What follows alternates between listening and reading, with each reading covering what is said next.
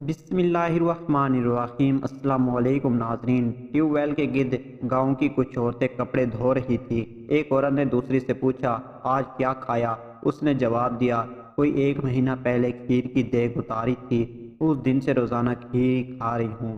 ایک عورت کے کان میں یہ بات پڑی تو اس نے سوچا، میں بھی ایسا ہی کرتی ہوں۔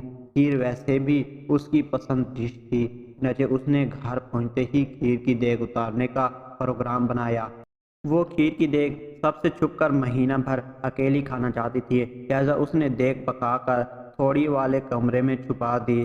پہلے دن کھیر کھائی، دوسرے دن بھی کھائی، مگر تیسرے دن اس میں سے بو آنے لگی۔ مجبوراً بھری دیگ ضائع کرنی پڑی۔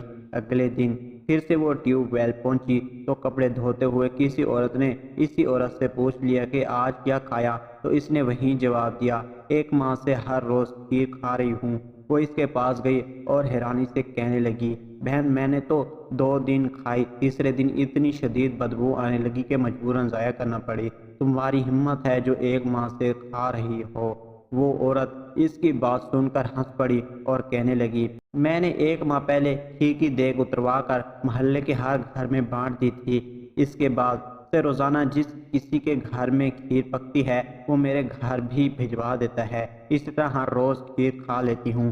دوسرے کی خوشی غمی میں شریک ہوں، راہ چلتے لوگوں کو سلام کریں، عزیز و اقارب کے لیے خاص وقت نکالیں، محفلوں اور دعوتوں کا رواج عام کریں، معاشرے کی فلاح و بہبود پر خرچ کریں۔ اگر آپ ایسا کرتے ہیں تو یقین کریں آپ کی فیلنگ سائٹ پر گرد و طراف پر ہر کوئی فکر مند دکھائی دے گا۔ راہ چلتے ہوئے پلٹ کر نہ جانے کتنے سلام آنے لگیں گے۔